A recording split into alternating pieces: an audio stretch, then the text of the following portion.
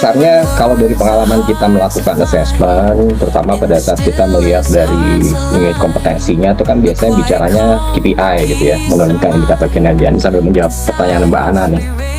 Betul sekali, di beberapa tempat kita menemukan bahwa ACSC itu nggak tahu KPI datang dari mana.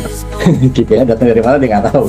Pokoknya dapat aja KPI-nya. Padahal KPI itu datang dari organisasi. Jadi kalau secara kita praktisi OD biasanya udah tahu banget bahwa ada yang namanya KPI organisasi, ada yang namanya KPI individu gitu ya. Makanya kalau di Bank Indonesia kita komennya adalah ini IKU, ini IKI gitu ya. Kalau IKU indikator kinerja unit, kalau IKI indikator kinerja individu. Nah, dalam performance planning itu biasanya kita harus bisa punya dokumennya dulu nih. Dokumennya KPI tree namanya, pohon KPI organisasinya SDM. KPI di kepala SDM apa, KPI di officer SDM di bawah apa. Nah, itu ada namanya pohon KPI. Nah, ini biasanya datangnya dari Strategic Management Office, SMO atau Corporate Planning.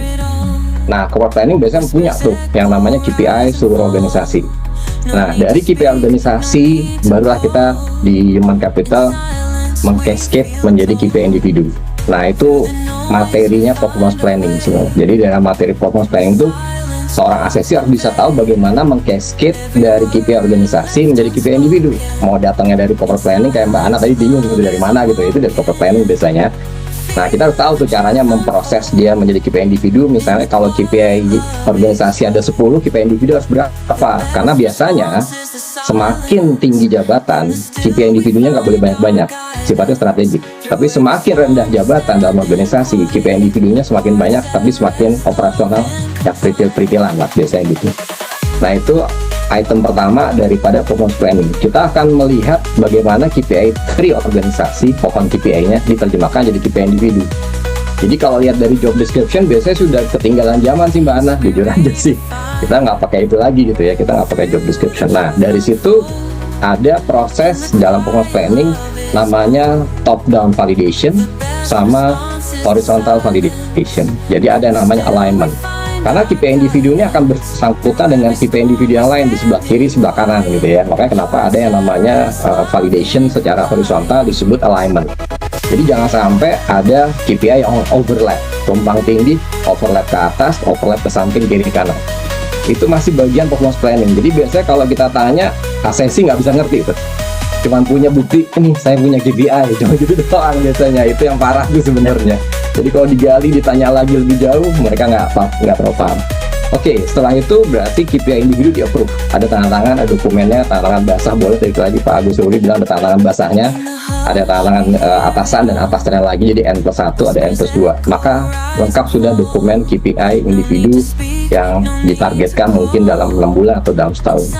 Maka yang kedua adalah yang asesi harus bisa menerangkan KPI ini mau diapain, dimonitor. Monitornya gimana? Bulanan. Kalau di OKR kita nyebutnya weekly check-in, karena kita pakai KPI kebanyakan adalah kita monthly. Maka ada yang namanya monitoring. Nah, monitoring itu menghasilkan apa? Menghasilkan namanya PICA, Problem Identification Corrective Action. Maka dia bisa menunjukkan ada dokumen PICA-nya nih. PICA-nya kayak gini gitu loh. Nah, dari PICA itu bisa jadi ada orang yang butuh training, ada orang yang ternyata saya nggak cocok di sini, kompetensi saya nggak masuk, maka dimutasi. Jadi ada dokumen PICA, ada dokumen IDP yang akan dibuatkan untuk tahun depannya. Itu ada di performance monitoring. Kalau atasan harus melakukan coaching, atasan harus melakukan counseling, harus melakukan mentoring, facilitation, asesi nggak perlu tahu.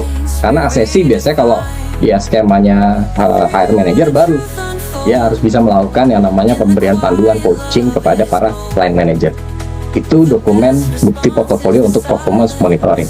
Setelah itu di semester, kalau di indikator kinerja yang semesteran, kita menilai semester. Nah, ada proses di mana kalau Anda ngambil skema HR manager harus memberikan pelatihan kepada seluruh manager bagaimana melakukan assessment, bagaimana melakukan performance appraisal, the do and the don'ts. Kartunya ada nih, ada kartu the do and kartu the don'ts. Terus nanti hasil diapain? Apakah distribusi normal atau tidak distribusi normal? Nah, itu harus diterangkan dalam waktu kita melakukan pelatihan kepada para manajer tentang how to appraise. Begitu bagian appraisal dapat, kita dapat nilai tadi yang Mas Agus suruh dibilang ada poor, ada average, ada yang good dan sebagainya. maka kita administrasikan. Nah, begitu diadministrasikan, ada yang ketinggalan. Yang ketinggalan kenapa? Karena ini dianggap bagian daripada skemanya remunerasi, sehingga akhirnya tidak mengusulkan adanya namanya performance reward. Kita harus bikin distribusi. Reward itu kalau nilai A dapat berapa, nilai B dapat berapa, nilai C dapat berapa, nilai D dapat berapa, dengan salary position di mana. Maka kita harus buat tuh yang namanya matrix reward. Kenapa? Karena dalam konsep remunerasi ada yang namanya 3P. Pay for position, Anda dibayar karena jabatan Anda. Yang kedua, pay for person, Anda dibayar karena kompetensi Anda. Yang ketiga, pay for performance. Di BUMN, badan pemerintah, kita punya perpres yang menuliskan perpres terkait tunjangan kinerja. Nah, tunjangan kinerja dapat dari mana? Itu yang kita sebut performance reward. Dari hasil rating yang diberikan, kita harus bisa memberikan reward. Rewardnya seperti apa? Nah, itu banyak kan asesi nggak bisa nerangin karena dia bukan orang remuneration, biasanya begitu, karena mereka nggak ngerti bagaimana membuat distribusi matrix reward seperti apa.